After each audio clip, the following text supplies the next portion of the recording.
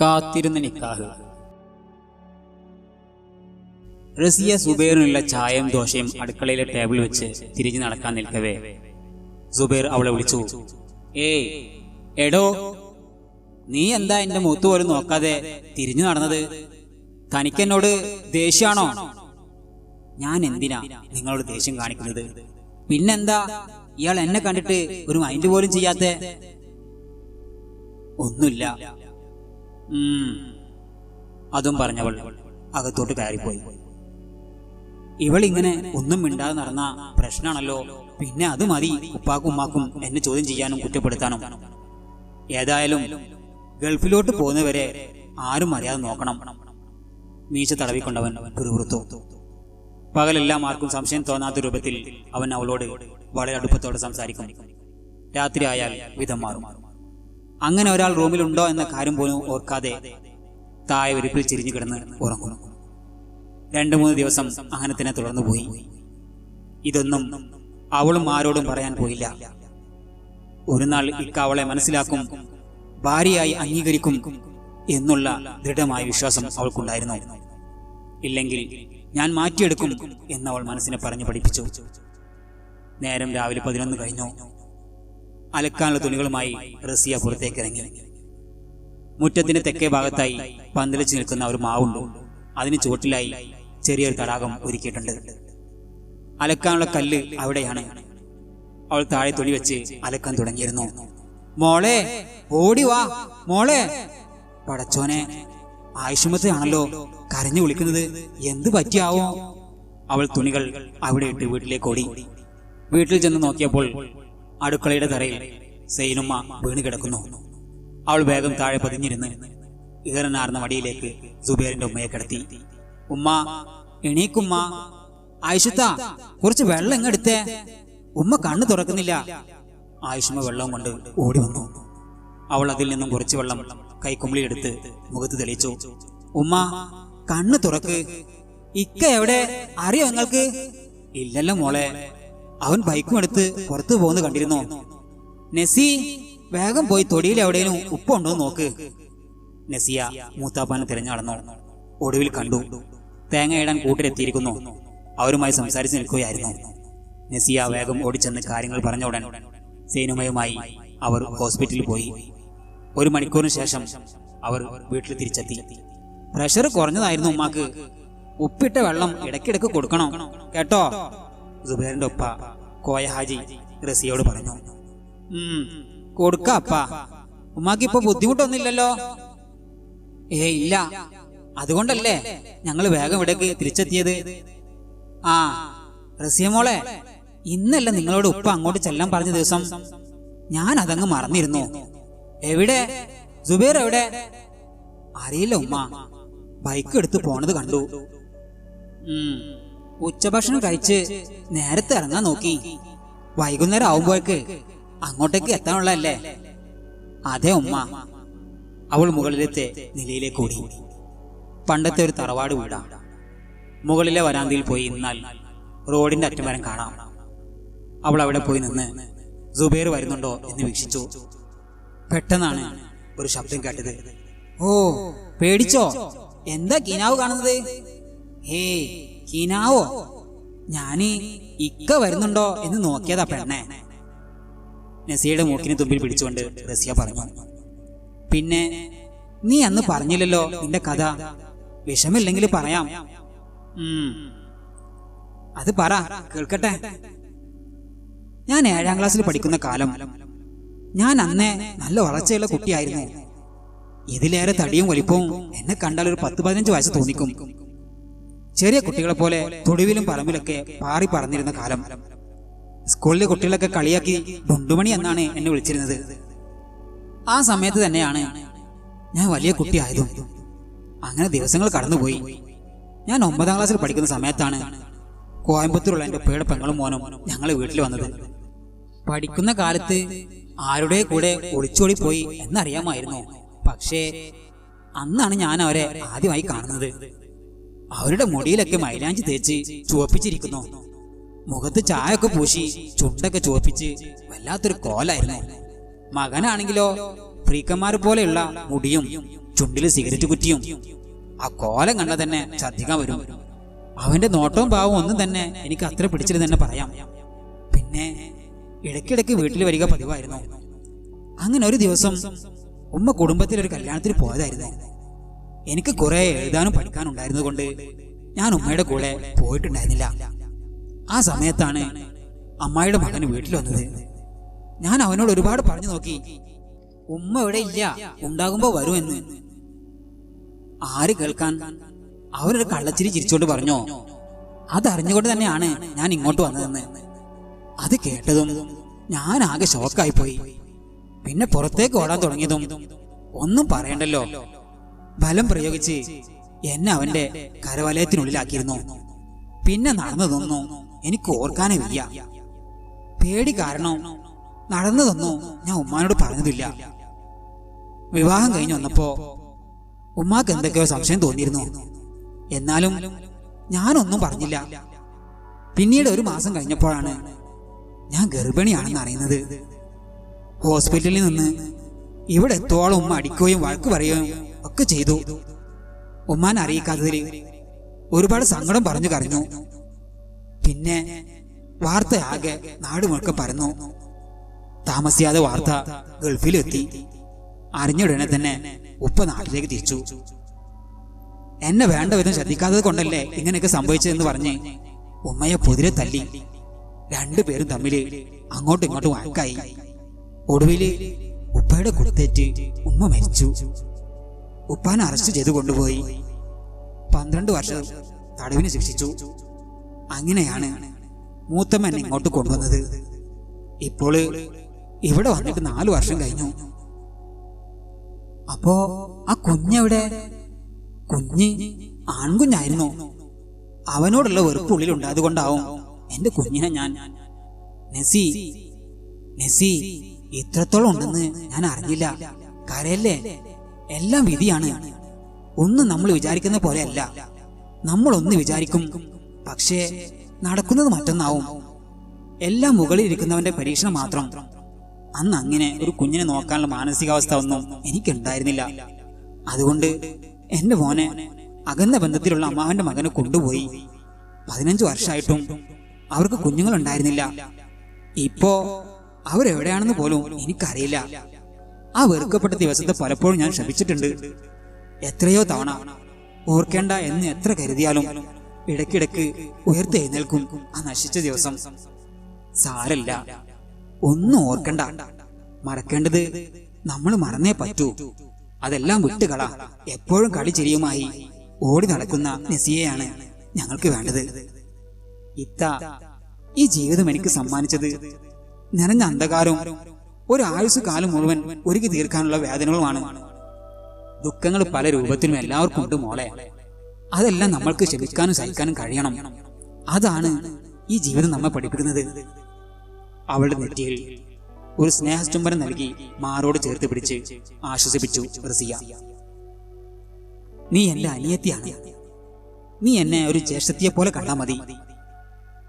റസിയ, സുബൈർ എത്തിയിട്ടുണ്ട്. ഭക്ഷണം കഴിച്ച് വേഗം ഇറങ്ങാൻ നോക്കി. താഴെ നിന്ന് സൈനത്തെ വിളിച്ചു പറഞ്ഞു. ആ ശരി ഉമ്മ. നസിയുടെ കഥ കേട്ട് റസിയ ആകെ തരിച്ചു നിൽക്കുകയാണ്. പാവം, ഇത്ര ചെറുപ്പത്തിൽ തന്നെ എന്തെല്ലാം അനുഭവിച്ചു. അപ്പൊ പിന്നെ എന്റെ സങ്കടമൊന്നും ഒന്നല്ല. നസി, ഞാൻ പോയി വേഷം മാറട്ടെ. വീണ്ടും നിന്നെ പഴയ ഓർമ്മകളിലേക്ക് കൂട്ടിക്കൊണ്ടു പോയതിൽ ക്ഷമ ചോദിക്കുന്നു. സാരല്ലെത്തു, നിങ്ങൾ പോയി വാ. സുബൈറും റസിയയും വീട്ടിലേക്ക് പോകാൻ ഒരുങ്ങി. കാറിലാണ് പോകുന്നത്. സുബൈർ തന്നെയാണ് കാർ ഓടിക്കുന്നതും. അവൾ പിൻസീറ്റിലെ ഡോർ തുറന്നു. എന്താ മോളെ കാണിക്കുന്നത്? മുന്നിൽ കയറിയിരിക്ക്. മുന്നിൽ ഇരുന്നെന്ന് വെച്ച് വലിയ കാര്യമൊന്നുമില്ല എന്റെ പൊന്നുമ്മ. അവള് ഉമ്മ കേൾക്കാതെ ശബ്ദം താഴ്ത്തി പറഞ്ഞു. നിന്ന് കുണുങ്ങാതെ ഇങ്ങോട്ട് കയറി പെണ്ണെ. ഉപ്പയും ഉമ്മയും വിഷമിപ്പിക്കണ്ടല്ലോ എന്ന് കരുതി അവൾ മുൻസീറ്റിൽ തന്നെ കയറിയിരുന്നു. എടോ, നമ്മൾ യാത്ര തുടങ്ങിയിട്ട് 10 മിനിറ്റ് കഴിഞ്ഞു. താൻ എന്താ ഒന്നും മിണ്ടാത്തെ? എന്തെങ്കിലുമൊക്കെ ഒന്ന് പറയടോ. ജസ്റ്റ് ഒന്ന് പുഞ്ചിരിക്കെങ്കിലും ചെയ്യടോ. എന്നിട്ട് ഈ വീർപ്പിച്ചു വെച്ച മുഖം ഒന്ന് അയച്ചു പിടിക്കടോ. എനിക്കൊന്നും പറയാനില്ല. തന്നെ ഭാര്യയായി കാണാൻ പറ്റില്ല എന്നല്ലേ ഞാൻ പറഞ്ഞുള്ളൂ. നിന്നെ നല്ലൊരു ഫ്രണ്ടായി കാണാൻ എനിക്ക് കഴിയും. അതുപോലെ എന്നെ നല്ലൊരു ഫ്രണ്ടായി നിനക്കും കണ്ടൂടെ? ഓ, അങ്ങനെ വെറും ഒരു ഫ്രണ്ടാക്കാനാണോ എന്നെ നിക്കാഹ് കഴിച്ചത്? നിക്കാഹിന്റെ കാര്യം പറഞ്ഞുകൊണ്ട് എന്റെ സ്വഭാവം മാറ്റില്ലേ? നിനക്ക് വേണേൽ സംസാരിക്ക്, ഞാനൊന്നും പറഞ്ഞില്ല. അല്ല പിന്നെ ഞാൻ വല്ലതും മിണ്ടിയാല് നിങ്ങളെ മനസ്സ് മാറ്റിയെടുക്കാനാണോ മറ്റോ പറഞ്ഞാൽ ഞാനത് കേൾക്കണ്ടേ? എനിക്ക് വയ്യ. തൽക്കാലം ഞാൻ മിണ്ടുന്നില്ല, പോരെ? അത് പറഞ്ഞുകൊണ്ടവൾ പുറത്തെ കാഴ്ചകളിലേക്ക് കണ്ണുകൾ പായിച്ചു. ആ, അപ്പൊ അതാണ് കാര്യം. ഞാൻ അന്ന് പറഞ്ഞത് മുഴുവൻ നീ മനസ്സിൽ വെച്ച് നടക്കാണല്ലേ പെണ്ണെ? അത് അന്നത്തെ മാനസികാവസ്ഥയിൽ പറഞ്ഞു പോയതല്ലേ ഞാൻ. നീയും അന്ന് എന്തെല്ലാം പറഞ്ഞു, ഞാൻ അതൊക്കെ എപ്പോഴും വിട്ടു. അതുപോലെ നീയും വിട്ടുകളാ. എന്നിട്ട് നല്ല കാര്യങ്ങൾ വല്ലതും പറ. അങ്ങനെ വിട്ടുകളയാൻ പറ്റുന്നവയല്ലല്ലോ അത്. അന്നത്തെ ഓരോ വാക്കുകളും എന്റെ നെഞ്ചിൽ ഇപ്പോഴും കിടന്നെരിയുന്നുണ്ട്. സത്യം പറയാലോ, എനിക്ക് നിന്നോടൊരു ദേഷ്യമില്ല. നിന്റെ നല്ലത് മാത്രമേ ഞാൻ ആഗ്രഹിച്ചിട്ടുള്ളൂ. പോട്ടെ, ഞാൻ ഇനി അതിനെക്കുറിച്ച് കൂടുതൽ പറഞ്ഞുകൊണ്ട് നിന്റെ മനസ്സ് വീണ്ടും വീണ്ടും വേദനിപ്പിക്കുന്നില്ല.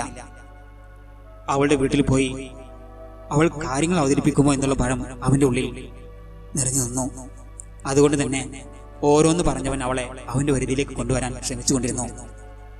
മനസ്സുകൊണ്ടും ശരീരം കൊണ്ടും എന്റേതല്ലാത്ത ഒരാളോട് എനിക്കൊന്നും സംസാരിക്കാനില്ല. ഓ സോറി, ഞാൻ ഇനി നിന്നോട് ഒന്നും പറയുന്നില്ല. അങ്ങനെ ഓരോന്ന് പറഞ്ഞ് വീട് എത്തിയത് അവർ അറിഞ്ഞില്ല. വീട് എത്തിയപ്പോ പെണ്ണിന്റെ മുഖത്ത് നിലാവ് പറഞ്ഞല്ലോ, പുഞ്ചിരിച്ചുകൊണ്ട് സുബൈർ പറഞ്ഞു. അതൊക്കെ നിങ്ങൾക്ക് വെറുതെ തോന്നുന്നതാ. ഉള്ളില് തീക്കനെറിഞ്ഞുകൊണ്ടിരിക്കുമ്പോ എന്റെ മുഖം അങ്ങനെയൊന്നും തെളിയില്ല. അതും പറഞ്ഞവൾ കാറിൽ നിന്നും ഇറങ്ങി. കേറി വായോ മോനെ, കയറി ഇരിക്ക്, ഉപ്പ വരും. ഇവിടെ അടുത്തേക്ക് പോയതാ. റസിയുടെ ഉമ്മ അവര് സന്തോഷത്തോടെ അകത്തേക്ക് ക്ഷണിച്ചു. എന്നിട്ട് കസേര ശരിയാക്കിയിട്ട് കൊടുത്തു. എന്റെ കുട്ടിയുടെ മുഖത്ത് ഒരു തെളിച്ചോ ഇല്ലല്ലോ, എന്ത് പറ്റി? മട കുട്ടിക്ക് അസുഖം അല്ലതും? ഒന്നുമില്ല ഉമ്മ, നിങ്ങൾക്ക് വെറുതെ ഓരോ തോന്നുന്നതാ. അതും പറഞ്ഞവൾ ഉമ്മാന്റെ പിന്നാലെ അടുക്കളയിലേക്ക് നടന്നു. ഉമ്മ, ഞാൻ നസീറാനൊന്ന് കണ്ടിട്ട് വരാം. അവൻ അവളെ ഒറ്റയ്ക്ക് ഇരിക്കല്ലേ, ചെല്ലി അവന്റെ അടുത്തേക്ക്. അവളുടെ അടുത്ത് പിന്നെ പോവാൻ നിനക്ക്. ഈ ഉമ്മയുടെ ഒരു കാര്യം. അവൾ അടുക്കള വഴി പുറത്തിറങ്ങി നസീറയെ വിളിച്ചു. ഡീ നസീറ, ഞാൻ വന്നു, ഓടി വാ. എടി നീ എപ്പോ വന്നു? നീ പോയിട്ട് 5 ദിവസമേ ആയുള്ളൂ, എങ്കിലും മാസങ്ങൾ കഴിഞ്ഞ പോലെ. എന്താണ് നിന്റെ മുഖത്തൊരു സന്തോഷമില്ലല്ലോ? നിന്റെ ചെറുക്കൻ എവിടെ? അകത്തിരിപ്പുണ്ട്. വായോ, ചോദിക്കട്ടെ നസീറ. വായോ, ചോദിക്കട്ടെ. നസീറ അവളെയും കൂട്ടി തൊടിയിലേക്ക് ഇറങ്ങി. എങ്ങനെയുണ്ട് പുതിയ വീട്ടുകാരും നിന്റെ ചെറുക്കനൊക്കെ? പറയടി, കേൾക്കട്ടെ. അതിനൊക്കെയുള്ള അവളുടെ ഉത്തരം ഒരു പുഞ്ചിരിയിൽ ഒതുക്കി അവൾ. എന്തൊക്കെ ഉണ്ട് നിന്റെ വിശേഷങ്ങള്? എനിക്കെന്ത് വിശേഷം, ഇപ്പൊ നിനക്കല്ലേ വിശേഷങ്ങള്? അതും പറഞ്ഞ് നസീറ അവൾക്കൊരു നുള്ളു കൊടുത്തു. എടി എന്നാ ശരി, പിന്നെ കാണോട്ടോ. മൂപ്പരവിടെ ഒറ്റയ്ക്കിരിപ്പല്ലേ, ഞാൻ അങ്ങോട്ട് ചെല്ലട്ടെ. നിനക്കിപ്പോ നമ്മളൊന്നും വേണ്ടി വരില്ല. ചെല്ല് ചെല്ല്, ഒന്ന് പോടി പെണ്ണെ. അതും പറഞ്ഞ് റസിയ അടുക്കളയിലേക്ക് കയറി. മോളെ, ഞാൻ എടുത്തു വെച്ച ചായയും പലഹാരവും ടേബിളിൽ കൊണ്ടുവെക്ക്. ഉപ്പാനെ കാണുന്നില്ല, അവനക്ക് ചായ കൊടുക്കാം, നീയും ഇരുന്നോ. റസിയ, നീ എവിടെ? ഞാൻ ഇവിടെ ഒറ്റ കാണുന്നുള്ള കാര്യം നീ അങ്ങ് മറന്നുവല്ലേ ഉമ്മാനെ കിട്ടിയപ്പോ? അല്ല മോനെ, അവള് തൊടിയിലായിരുന്നു, അവളുടെ കൂട്ടുകാരിയുമായി സംസാരത്തിലായിരുന്നു. ചെറുപ്പം മുതലേ ഉള്ള കൂട്ടുകാരി നസീറ. അവന് താത്ത ചിരിച്ചുകൊണ്ട് പറഞ്ഞു. അടുക്കളയിൽ നിന്നും നോക്കിയാ കാണുന്ന ആ വീട് തന്നെയാ? ഓ അത് ശരി. പലഹാരങ്ങൾ ഓരോന്നായി കൊടുന്നു വെച്ച് റസിയ ടേബിൾ നിറച്ചു. മോളെ റസി, എന്താ ഈ മാറി നിൽക്കുന്നത്? ചെല്ല്, അവന്റെ കൂടെ ഇരുന്ന് കൊടുക്ക്. അത് വേണോ? ചെല്ല് മോളെ, ഈ പെണ്ണിന്റെ ഒരു കാര്യം. മനസ്സില്ല മനസ്സോടെ അവൾ അവന്റെ കൂടെ ഇരുന്നു. ഈ സമയം സുബൈറിന്റെ വീട്ടിൽ അവർ വീട്ടിൽ നിന്ന് പോയ ശേഷം സുബൈറിന്റെ ഉമ്മയും ഉപ്പയും അവരെ കുറിച്ച് തന്നെ സംസാരിച്ചു കൊണ്ടിരുന്നു. നമ്മൾ പേടിച്ചത് പോലെ ഒന്നുമില്ല. സുബൈറിന് റസിയമോളെ ഇഷ്ടപ്പെട്ടിട്ടുണ്ട്. അതേടി, പടച്ച തമ്പുരാൻ നമ്മളെ പ്രാർത്ഥന കേട്ടു. ഓള് നല്ല കുട്ടിയാ. നമ്മുടെ മോനെ മാറ്റിയെടുക്കാൻ ഓളെക്കൊണ്ട് കഴിയും. അല്ല സൈനബ? കണ്ടെടുത്തോളം നല്ല കുട്ടിയാ, കുഴപ്പമൊന്നുമില്ല. അതെ, ഞാനതാ പറഞ്ഞത്. അവൾ ഇങ്ങോട്ട് കയറി വന്നാൽ എല്ലാം ശരിയാവുന്നു. രണ്ടാളെ ചുണ്ടിലും എപ്പോഴും റസിയ റസിയ മാത്രം. ഇപ്പൊ എന്നെ ആർക്ക് വേണ്ടാതായില്ലേ? നസിയ മുഖം വീർപ്പിച്ചു. എന്താ നസി ഇങ്ങനെയൊക്കെ പറയുന്നത്? നിന്നെ കഴിച്ചേ ഞങ്ങൾക്കൊരു മോളുള്ളൂ, കോയഹാജി അവളെ തോളി തട്ടിക്കൊണ്ട് പറഞ്ഞു. ഈ സമയം റസിയയുടെ വീട്ടിൽ, മക്കളെ, നിങ്ങൾ എത്തിയ നേരത്ത് എനിക്ക് എത്താൻ കഴിഞ്ഞില്ല. എനിക്കൊരു വിവാഹനിശ്ചയം ഉണ്ടായിരുന്നു. ഹംസക്ക അവിടെ കൂടെ ഇരുന്ന് വിശേഷങ്ങളെല്ലാം ചോദിച്ചറിഞ്ഞു. പിന്നീട് ഭക്ഷണം എല്ലാം കഴിച്ച് സുബൈറും റസിയയും റൂമിലെത്തി. ഇക്ക, ഞാൻ താഴെ കിടന്നോളാം, നിങ്ങൾ കട്ടിൽ കിടന്നോളൂ. അങ്ങനെ അവൾ താഴെയും ബെഡിൽ അവനും കിടന്നു. 2-3 ദിവസത്തെ ഉറക്ക ക്ഷീണം അവളെ നിദ്രയിലേക്ക് പെട്ടെന്ന് തള്ളിയിട്ടു. സുബൈർ ഉറക്കം വരാതെ അങ്ങോട്ടും ഇങ്ങോട്ടും ചെരിഞ്ഞു കിടന്ന് പിന്നെ എപ്പോഴോ ഉറങ്ങിപ്പോയിരുന്നു. കുറച്ചു കഴിഞ്ഞ് റസിയക്ക് വല്ലാത്ത തണുപ്പ് അനുഭവപ്പെട്ടു. പിന്നെ വിറച്ച് പനിക്കാൻ തുടങ്ങി. അവൾ എണീറ്റ് സുബൈറിനരികിൽ കട്ടിലിൽ കിടന്നു. പനി കൂടി അവൾ എന്തൊക്കെയോ പറയാൻ തുടങ്ങി. സുബൈർ അത് കേട്ട് ഞെട്ടി ഉണർന്നു. ഇവളിപ്പോ എങ്ങനെ എന്റെ കൂടെ കട്ടിലെത്തി? നല്ലോണം വിറക്കുന്നുണ്ടല്ലോ. വേഗം എണീറ്റവൻ ഫാൻ ഓഫ് ചെയ്തു. അവൾ അരികിൽ ഇരുന്ന് അവളുടെ നെറ്റിയിൽ കൈവച്ച് നോക്കി. റബ്ബേ, നല്ലോണം പനിക്കുന്നുണ്ടല്ലോ. വേഗം അവൻ പുതുപ്പെടുത്ത് അവളെ പുതുപ്പിച്ചു. എന്നിട്ടും വിറയൽ കുറയാതെ വന്നപ്പോൾ അവനാകെ പരിഭ്രമിച്ചു. എന്ത് ചെയ്യണമെന്നറിയാതെ സമാധാനമില്ലാതെ ഇടയ്ക്കിടയ്ക്ക് അവളുടെ തുടുത്ത കവളിൽ അവൻ തൊട്ടു നോക്കി. പിന്നീട് നേരം പുലർന്നതിന് ശേഷം അവരെല്ലാവരും കൂടി അവളെ ഹോസ്പിറ്റലിലേക്ക് കൊണ്ടുപോയി. എന്ന് തുടങ്ങിയതാ? നല്ല പനിയുണ്ടല്ലോ. ഇന്നലെ കിടക്കുന്നത് വരെ ഒന്നും ഇല്ലായിരുന്നു. മെഡിസിൻ കൊടുത്തു നോക്കാം, കുറഞ്ഞില്ലേല് ഒരു ട്രിപ്പ് കയറ്റാം. നല്ല ക്ഷീണുണ്ട് ആൾക്ക്. മെഡിസിന് കൊടുത്തിട്ട് 3 മണിക്കൂർ കഴിഞ്ഞു. പനിക്കൊരു കുറവും കാണുന്നില്ല. ഡോക്ടർ 2-3 ടെസ്റ്റുകൾ എഴുതിയിട്ടുണ്ട്. അത് ചെയ്തിട്ട് ഡോക്ടറെ കാണിക്ക്. സിസ്റ്റർ അവരുടെ കയ്യിലേക്ക് സ്ലിപ്പ് നീട്ടിക്കൊണ്ട് പറഞ്ഞു. ടെസ്റ്റുകൾ നടത്തി റിസൾട്ടുമായി സുബൈറും ഹംസക്കയും ഡോക്ടറെ അടുത്തെത്തി. റിസൾട്ട് വാങ്ങി നോക്കിയിട്ട് ഡോക്ടർ പറഞ്ഞു, പേടിക്കാനൊന്നുമില്ല, ഇതിലൊന്നും യാതൊരു കുഴപ്പം കാണുന്നില്ല. ടെൻഷൻ വല്ലതുണ്ടോ മോൾക്ക്? ഡോക്ടറുടെ ആ ചോദ്യം കേട്ടതോടെ ഹംസക്കയും സുബൈറും, അത് പിന്നെ ഞാൻ 2-3 ഡേയ്സ് കഴിഞ്ഞാല് ഗൾഫിലോട്ട് തിരിച്ചു പോകും. അപ്പോ അതിന്റെ ഒരു ടെൻഷനാവും, സുബൈർ ഒപ്പിച്ചു പറഞ്ഞു. എങ്കിൽ അത് തന്നെ, ഡോക്ടർ വിധി എഴുതി. ഇന്നൊരു ദിവസം ഇവിടെ കിടക്കട്ടെ. നല്ലോണം ക്ഷീണം കാണുന്നുണ്ട്. പിന്നെ പനി ഒന്ന് കുറയുകയും ചെയ്യട്ടെ. എങ്കിൽ പിന്നെ അങ്ങനെ ചെയ്യാം. ശരി ഡോക്ടർ. ഉമ്മ, നിങ്ങൾ വീട്ടിൽ പോയിക്കോളൂ. ഇവിടെ ഞാനുണ്ടല്ലോ. റസിയക്ക് പ്രത്യേകിച്ചൊന്നും ഇല്ലല്ലോ, ഞാൻ നോക്കിക്കോളാം. അത് വേണ്ട മോനെ, ഞങ്ങൾ നിന്നോളാം. മോൻ പൊക്കോ. എനിക്കൊരു ബുദ്ധിമുട്ടില്ല. നിങ്ങൾ വെറുതെ ഉറക്കം കളയണ്ട. ചെല്ല്, പറയുന്നത് കേൾക്കി. അങ്ങനെ ഓരോന്ന് പറഞ്ഞവൻ അവരെ വീട്ടിലേക്ക് പറഞ്ഞു വിട്ടു. അല്പസമയത്തിന് ശേഷം സിസ്റ്റർ വന്നു പനി നോക്കാൻ. അയ്യോ, പനിക്ക് ഇപ്പോഴും കുറവൊന്നുമില്ലല്ലോ. ഞാൻ ഡോക്ടർക്കൊന്ന് വിളിക്കട്ടെ, എന്നിട്ട് മെഡിസിന് ഡോസ് കൂട്ടി കൊടുക്കണോ എന്ന് ചോദിക്കട്ടെ. റസിയയുടെ ഹസ്ബൻഡ് അല്ലേ നിങ്ങള്? അതെ സിസ്റ്റർ. കുറച്ച് തണുത്ത വെള്ളത്തിൽ കോട്ടൺ മുക്കി മേലാകെ തുടക്കണം. അല്പം കഴിഞ്ഞ് കുറച്ച് ഐസ് ഇട്ട വെള്ളവുമായി സിസ്റ്റർ എത്തി. ഇത് ചെയ്തിട്ട് എങ്ങനെയുണ്ടെന്ന് നോക്കിയിട്ട് അതിന് റിസൾട്ട് അറിയിക്കണം. സിസ്റ്റർ, അത് പിന്നെ ഇത് നിങ്ങൾക്ക് ചെയ്തു കൊടുത്തൂടെ? തലയും ചൊറിഞ്ഞുകൊണ്ട് സുബൈർ ചോദിച്ചു. അല്ല, നിങ്ങൾ അവളുടെ ഹസ്ബൻഡ് തന്നെ അല്ലേ? അതെ സിസ്റ്റർ. എനിക്കൊരു സംശയം, അതെ ചോദിച്ചേ. പിന്നെന്താ തനിക്ക് ചെയ്തു കൊടുത്താല്? എനിക്കല്പം ജോലിയുണ്ട്. ഞാൻ ആ നഴ്സിംഗ് റൂമിൽ ഉണ്ടാവും. റിസൾട്ട് അവിടെ വന്ന് അറിയിച്ചാൽ മതി. ശരി സിസ്റ്റർ. ഇങ്ങനൊരു പണി പുറകിൽ വരുമെന്ന് അറിഞ്ഞില്ല. അവളുടെ ഉമ്മാനെ പറഞ്ഞു വിടണ്ടായിരുന്നു. അവൻ വെള്ളം നിറച്ച ബക്കറ്റ് ഒരു ഭാഗത്ത് വെച്ച് വാതിലടച്ച് ലോക്കിട്ടു. റസിയ നല്ല മയക്കത്തിലാണ്. അവൻ വെള്ളവുമായി അവളുടെ അരികിലെത്തി. റസിയ, എണീക്ക് റസി. പനിയുടെ ക്ഷീണം കാരണം അവൾക്ക് കണ്ണു തുറക്കാൻ കഴിയുന്നില്ല. ആദ്യം അവനൊരു തോർത്തെടുത്ത് അവന്റെ കണ്ണുകൾ മൂടിക്കെട്ടി. എന്നിട്ട് തപ്പിത്തടഞ്ഞ് അവളുടെ ഡ്രസ്സ് ഓരോന്നായി ഊരിയെടുത്തു.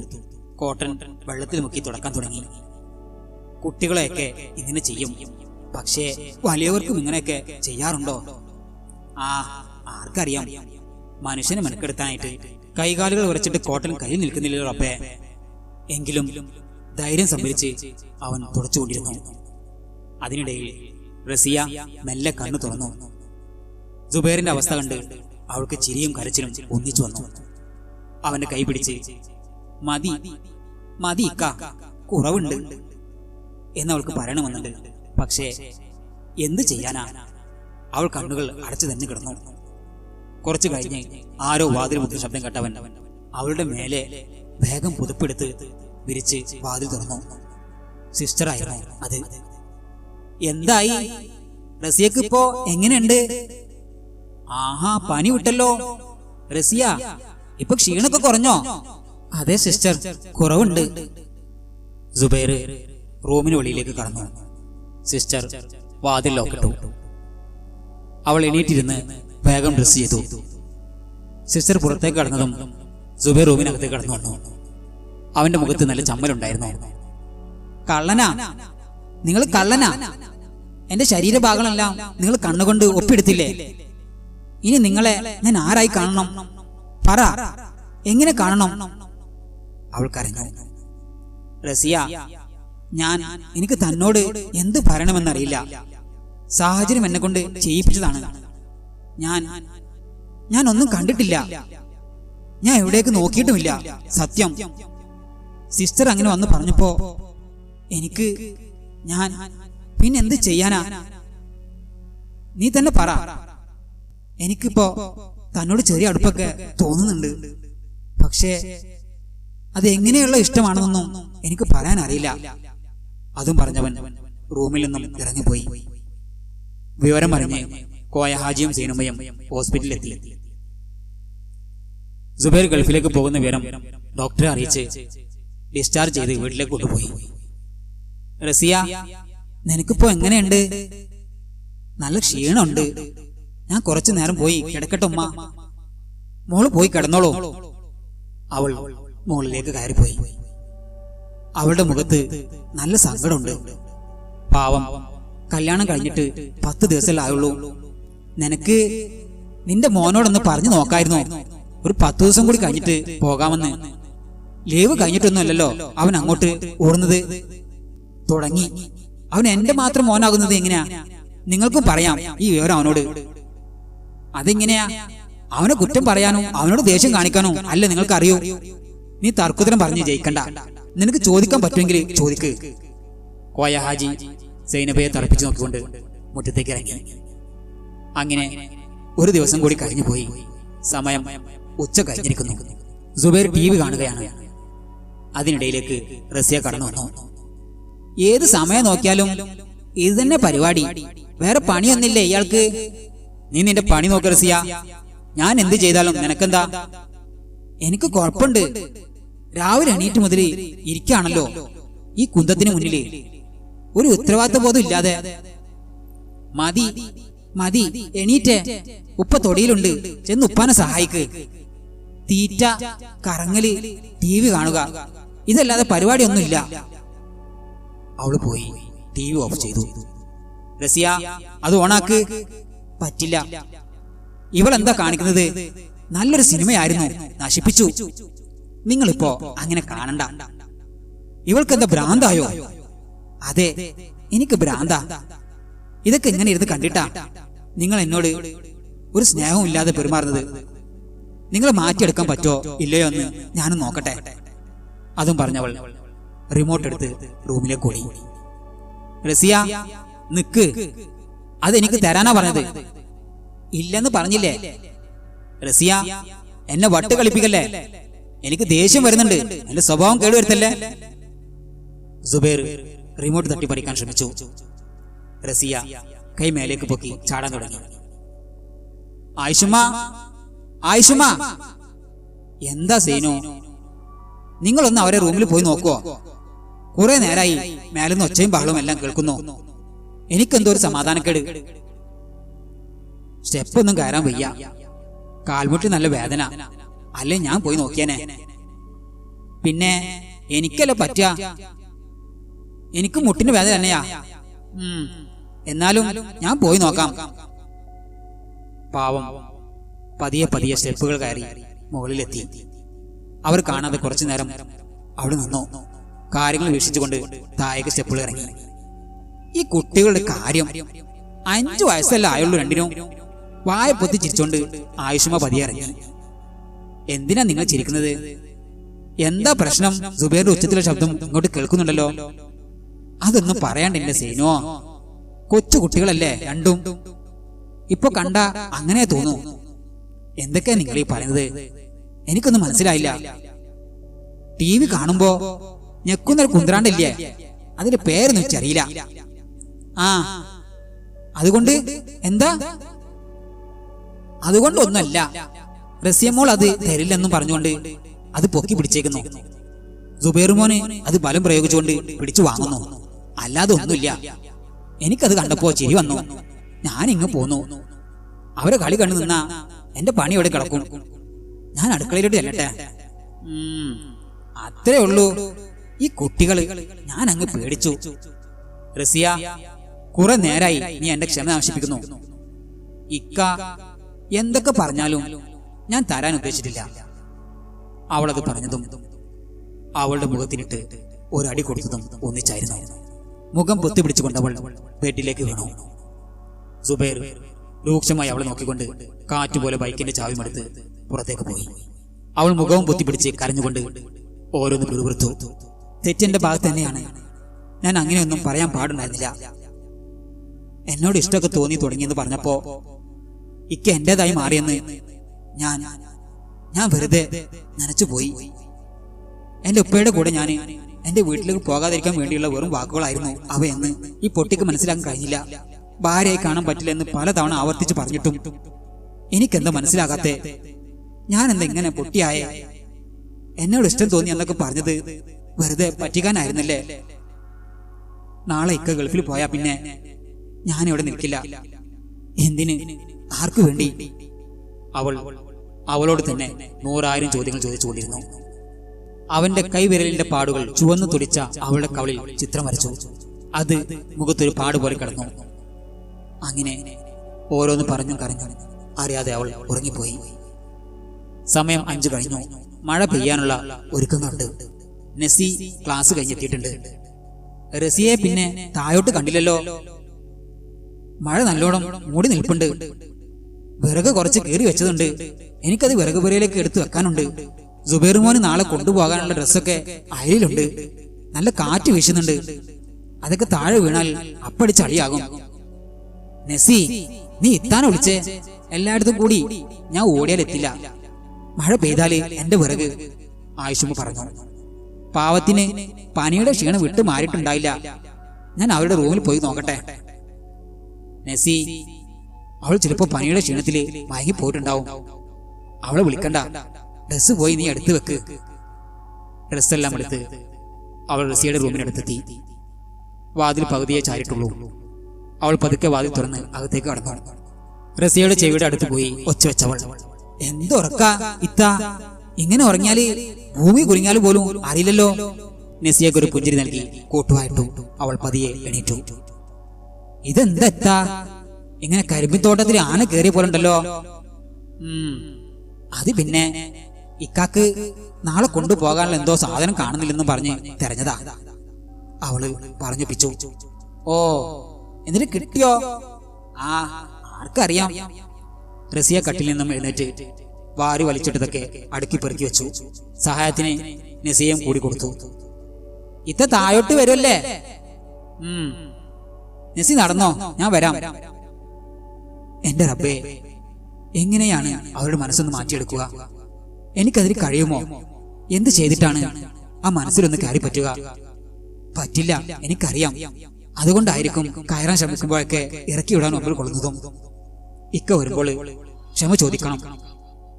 ഞാൻ പറഞ്ഞതും ചെയ്തതും എല്ലാം തെറ്റായി പോയെന്ന് പറയണം. വിവാഹത്തിന് മുമ്പ് ഒരു ബുക്കിൽ വായിച്ചത് അവൾക്ക് ഓർമ്മ വന്നു. ഒരു പിതാവ് അവരുടെ മോളുടെ വിവാഹത്തലേന്ന് അവൾക്ക് നൽകുന്ന ഉപദേശങ്ങൾ. ഭർത്താവിനനുസരിക്കേണ്ടത് ഒരു ഭാര്യയുടെ കടമയാണ്. ചിലപ്പോൾ നിനക്ക് അനാവശ്യമെന്നോ ആസ്ഥാനത്തെന്നോ തോന്നുന്ന ഒരു കാര്യത്തിനാവും ഭർത്താവ് കോപിക്കുന്നത്. എങ്കിലും അങ്ങേയറ്റത്തെ ക്ഷമയോട് കൂടി ഞാൻ അത് കേൾക്കുകയും വിട്ടുവീഴ്ച ചെയ്യുകയും വേണം.